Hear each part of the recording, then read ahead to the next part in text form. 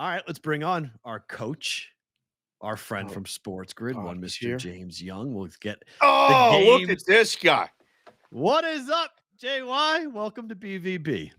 Hey, it's always to be on Bostoni versus the book. My guy Sharapan was busting my balls a couple of days ago. Say, JY, you haven't been on. It's tournament week, Matt. It's always be a pleasure to be on with you as well. Busting All right, his so hold balls. on. I mean, first of all, let's Wait, get a I gotta 20 ask you. second Hold on, I timeout. gotta ask you first. I want first. I want it first because you said this, and I want to see if he agrees. All right, go. It's important. Go. Does the tournament begin today or Thursday? Thursday. It All open. right. You know, today is like when you go to the restaurant and they bring you the bread and the butter and a little bit of the olive oil with the with the seasoning and the olives in it. That's what that is. Once Thursday comes, then it counts. So when you tell me like if a team wins tonight, let's say Texas A&M Corpus Christi wins tonight, Yeah. Please. that to me does not count as your first tournament win. Thank you. Your It does first to the tournament record. starts with Thursday. Okay. Not to the tournament, not to the NCAA. It It doesn't. doesn't matter for the people. Okay. We're Just showing saying. the people. Just saying, wins are a win. They put a win down. It's 1-0. It's your record. JY, you can say whatever you want. We have editors, we have people, Okay. they block all the shit out. You can say shit, fuck, whatever it is Okay. you'd like. You George know, Carlin. Jeez. yeah, I'm gonna you run could- through it. we can My say all the words. God. I was going to give you shit because you came on as corporate coach today, but that's okay because you came with the first take where you 100% agreed with me and you had to tell Matt the right thing. So we're going to do some college first and then we're going to swing through some NBA. Let's go. Okay. You've done the breakdowns. You did the show Sunday with Ben. You killed it. You're talking about it every day on different shows on SportsGrid and all over the place. When you look at this thing, Alabama's the number 1 seed. They're the odds-on favorite. Would you put them in the Final Four right now? Like, we just need to know right now, are they going to be one of the 4 teams going to Houston? Are they the team out of that region? Dave, I think they are. I think out of all the ones, if you look at their top half of the bracket, they have the easiest road, in my opinion, right? So you get the winner of Maryland and West Virginia, which is going to be an absolute war. I think it's the first game of the tournament on Thursday, which is fantastic because those two teams may kill each other with Kevin Willard and Huggy Bear coaching. But then you get in the 4-13 matchup, Virginia, and maybe going down the line, Virginia is playing Furman. And Furman could beat them. Virginia has these spells where they go through long droughts where they can't score, right? And then the 5-12 game, I think, is upset special with Charleston over San Diego State. So if you look at that top line draw that they have compared to Houston, compared to Kansas, and compared to Purdue, I think they have the easiest path, in my opinion, to the Elite Eight. Yeah, and then the teams out of the bottom bracket, I mean, you're going to bump into Arizona, obviously, so you got to worry about that, but I don't think anybody else. I disagree, Matt. Oh. I like Creighton. Oh, here we go. What is this bullshit? You You don't got to pander. You ain't got to pander to him. You're What the hell's welcome going on on this right show now? whenever you What the hell's going on here? Listen, Whenever you want to come on, Coach, you have a warm place to land. I have Creighton going to the Elite Eight and playing Alabama. Here's why. Let's go. And Matt knows we'll go with this. Okay. Number one, Kalkbrenner is dynamic offensively and defensively. Yep. He's Defensive Player of the Year, Yep. 7'1" lefty. So Yep. when he scores in the low block, Kamala, Nembran, Shireman all get clean looks. But True. it's more than that. Kalkbrenner could step out, and especially Kamala's got driving lanes to the hoop, drive layup, drive kick for open shots. I think they're good, and I think the way they play, I'm throwing out that 6-game losing streak because 3 of them were without Kalkbrenner. Yeah, he had COVID. I mean, he had mono, so he was. I mean, no one knew this when they were here in Vegas. He had mono, and the whole team was completely discombobulated without him. So yeah, I do too. So I love Creighton because to me, when they get to the second round, I don't know about you guys.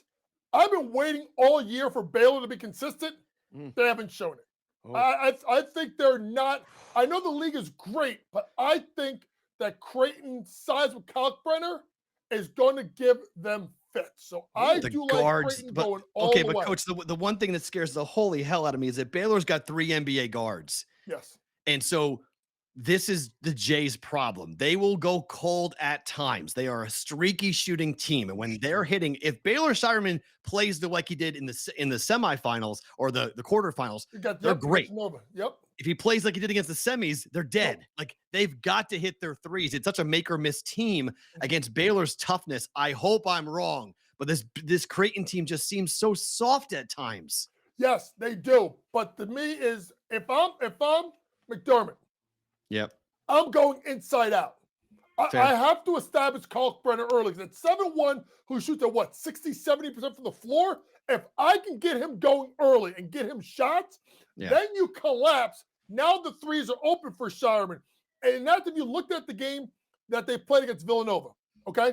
The first game that they played about a week and a half before, and Villanova won by 14. Yeah. Dixon kicked Kalkbrenner's ass all over the goddamn floor. Right. What happened in the second game? Kalkbrenner was better in the low post. And then once he got going early, Matt, you got to admit, they started bombing away. No, and Baylor was unbelievable. That's what I mean. Baylor hit everything in the quarterfinals. And then in the next game against Marquette, or against Xavier, rather, they couldn't do anything. They couldn't hit a layup in that game. And they got crushed. So my fear factor is that when I look at this Creighton team against a tough Baylor team, I just hope that they get tougher on the ball and they show some nuts factor. I mean, to be honest with you, just go up and nut up and go play. Yes. And I think talent-wise, I can see them beating Baylor if the threes are falling. Right. And I think the reason why I think they can nut up is what you said, is because in the Big East, they got to go through Providence. They got to go through UConn. They got to go through Marquette. If they're not ready to play Baylor after playing those three teams, you ain't going to be fucking ready at all for the tournament. That's what I'm talking about. Let's go. All right.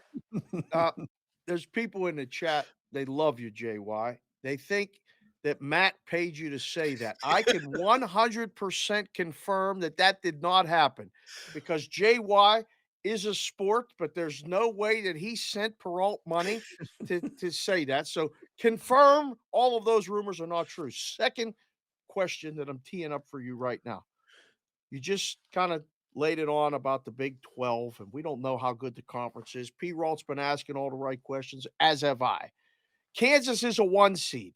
Are they the most susceptible 1 seed? And are we going to have a Big 12 team in the Final Four at this point, the way you look at it? Okay. So, number one, Matt did not pay me off to say Creighton. And people think I'm crazy. I like Creighton. I'm crazy. So, I guess crazy likes crazy with me and Matt. Now, when you get into the 1 seed, you know where I'm going. The number 1 seed that's the most vulnerable is Purdue. What the fuck? What the fuck have they proven this year? Hold on. Oh boy. Okay. Go Listen. ahead, Here we go. Okay. Zach Edey, fantastic. But let me ask you this. You guys know basketball just as much as I do. Give me the last time a team with a dominant low post big and sometimes questionable guard play has won the national championship. Oh, doesn't happen. Doesn't happen. Guard play is the most important thing. Yeah. Bingo. It's a guard league. Yeah. So that's why I think they're going to struggle. And I will say this. I think the winner of Memphis and Florida Atlantic, more likely if it's Memphis, will pick Purdue off in round number 2. That's a bad matchup, because Memphis will get after you defensively. They got the guard play, 14th in possessions per game. They will make it a track meet. They'll wear Zach Edey out. Now, you go to Kansas. I don't think they're coming out either. Okay? So you're going to say, here comes JY with the East Coast bias. Let me ask you a question. Maybe besides Houston, give me a team in the first month and a half of the year that was playing better than UConn. Right now, if you look at UConn, now, listen. Wait. I know they got to get through Iona. I know they have to get through a second game. Probably St. Mary's or VCU. Which I think is going to be VCU, because I think it's a bad matchup for St. Mary's. Ooh. Now, when you get to UConn, Kansas, Jackson is one of the best defenders in the country. Athletic as shit, 6'7", long wingspan, can move his feet. He's the type of player that gives Jalen Wilson will make him work. And the problem with Kansas is when McCullers, who's been injured, with Harris, and especially with Grady Dick, 3 for 11 against an aggressive defensive Texas team. That's a lot like UConn. And UConn, since Big East play, Hawkins has been their best player. He doesn't just shoot the three. He drives the ball. Caravan is a stretch 4. Sonogo inside. I actually think UConn, guys, goes to the Final Four. See, I think Gonzaga beats whoever comes out of that top bracket. I think Gonzaga is the team that wins that bracket. I bet that last night. And I think the reason is I think Gonzaga is playing completely loose and free. And yes, this is the, bracket of death, as they're calling it, how difficult it's going to be. But I think there's a good shot that here in Vegas, a lot of Zag fans are coming in. We've got the West Final here. UCLA, Gonzaga, Kansas. I mean, we could have a really cool start. UConn would bring people too. We could have a really cool regional final, semifinal here in Vegas coming up at the end of next week. You bet Gonzaga because you hate fucking Connecticut, Matt. This is I don't JY. All that equity you just built up with Matt with saying Creighton. Yep. He hates the state of Connecticut. He hates maple syrup. He hates everything about Connecticut. Yes, and UConn is the leader. UConn's going to the Final Four. UConn's the leader. I don't think so. I mean, Hurley is susceptible. He's a good coach, but he's been dominated by different people. And listen, and I know the Hurley family. I coached against Bob Sr. when he was at St. Anthony. I coached against Danny when he first got in summer league when he first got to St. Benedict's. Listen, they're intense. And part of the issue with UConn is can they keep their fucking heads? Because they're a little, they play with that little bit of edge where it can go from great to you fuck yourself because you go too much. But I will say this: the winner of the matchup in the second round between Gonzaga and TCU is going to the Elite Eight. Yep. Don't sell me on UCLA. Clark is out. Your big is out. That's the best defender in the Pac-12 and your best big. Yep. I know that, Hawkes and the other guy have been fantastic. That is not enough to beat Gonzaga or TCU. I think it is TCU. I like Mike Miles. I think Jamie Dixon has been fantastic as a coach. What he's done at TCU has been remarkable. Okay? So I do think it'll be a great game between the two. Whoever wins that gets to the bottom part of the bracket to face UConn in the Elite Eight. Wow. It'd be wild to see it here. Let me ask you a question about Vermont for a second, because I watched them in the American East final. They played poorly in the first half, but then they really played well in the second half. They got the player of the year in the conference in the American East, and they got a Marquette team that plays in somewhat similar styles to how Vermont plays. It's a pedigree program. Can a 15 beat a 2 this year, and could Vermont be that team to knock out Marquette? I think if there's a 15 that could beat a 2, we've already talked about the team. It's UCLA with UNC Asheville. Wow. Don't sleep on Mike Morrill, the head coach of UNC Asheville, a Shaka Smart disciple from VCU. That team is really, really good at 27-7 coming into the tournament.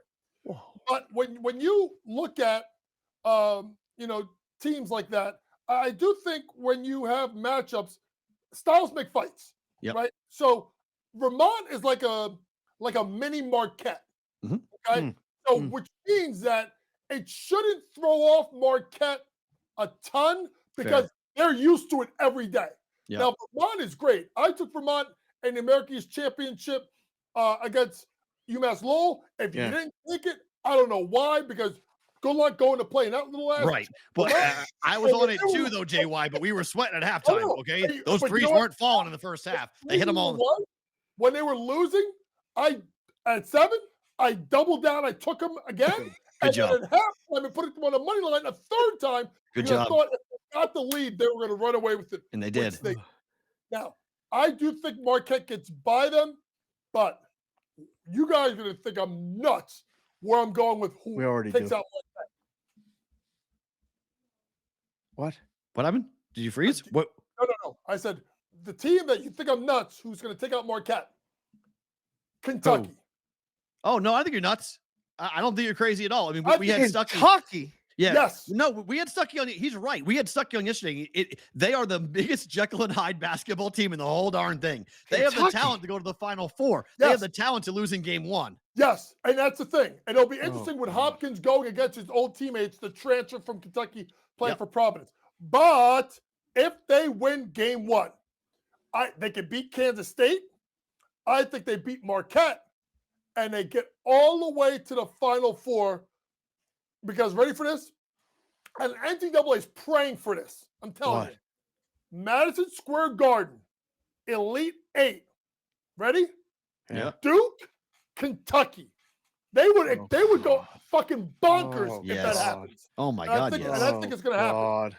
It's possible. I mean, I'm not going to say you're nuts by any means on this. Have you heard anything about Ed Cooley in Georgetown? Because there's rumors circling around that Georgetown might be looking. Obviously, they let Ewing go. They're going to pony up. Providence doesn't pay very well, and that's the reason why Providence fell apart down the stretch, because the players know that Cooley's leaving. I think Cooley's leaving, and it's a couple of reasons. One, it's a great fit because when you go for what are these like jobs in the Big East, traditional power Big East schools, you got to go one of two ways, Matt. You got to go experienced guy with a track record who knows he can recruit the Big East, or you go with the hot name young coach. Right. Ed Cooley was the hot name young coach from Fairfield when he went to Providence, right? Yep. He can recruit. He's dynamic. Right. His players love him. And I don't want to mean to play the race card. He is black. And I think at a school like Georgetown, after John Thompson, JT3, Patrick Ewing, it means more to those people than it thinks. So that's why I think it's that. Now, the reason why it's important that we talk about this, because of Providence, because of Georgetown, and even let's throw St. John's in there. Okay. These teams have to do more to pump money into the program, and I'm not talking about scholarship and chartered flights. I am talking flat out about your basketball facility on campus. Jay Wright's fantastic. He's one of the best to do it. You know why Villanova also became really, really good? They put that facility on campus. Practice facility, top-notch, everything right there. Because you know what? Back in the day, Matt, you know this. You know this too, Dave. The Big East got sold on the ESPN contract Big Monday, Carrier Dome, MSG, Boston Garden, Spectrum, Capitol Center. That shit ain't flying anymore, right? Especially when you can go get NIL money for $100,000 and go play somewhere else. So your facilities have to be top-notch on campus. And even the fact that they play all their arenas, I mean, I call it the dunk. It's not the dunk anymore. I call it the dunk too. He still calls it the dunk. I call it the dunk too. I mean, sorry, Amica, but no one knows what Amica insurance is outside of New England. It's like the Extension Center in Pittsburgh. It's the dunk. No, it's Dunkin' Donuts Heinz Center. Field. Like, get it right. But my point is this. They have to invest money on their on-campus stuff. They've already done that at Georgetown, so that helps them out in the case. I think Cooley's gone. And you're right, Matt. It reflected in their play down the stretch. They did not look good the last. So you have to take Kentucky, right? Kentucky even lay the points? I lay the points for Kentucky. I think this is it for Providence. I think Kentucky's playing well. What about, all right, so you're talking about being on campus and stuff with this thing. Did you look at the NIT games at all? Have you? I did look a little bit at the NIT games, and a couple of them caught my attention right off the bat. Perfect. I love Rutgers. You know, Keith Arizari, our buddy, is going to be very upset. I told him today because I went on with him earlier.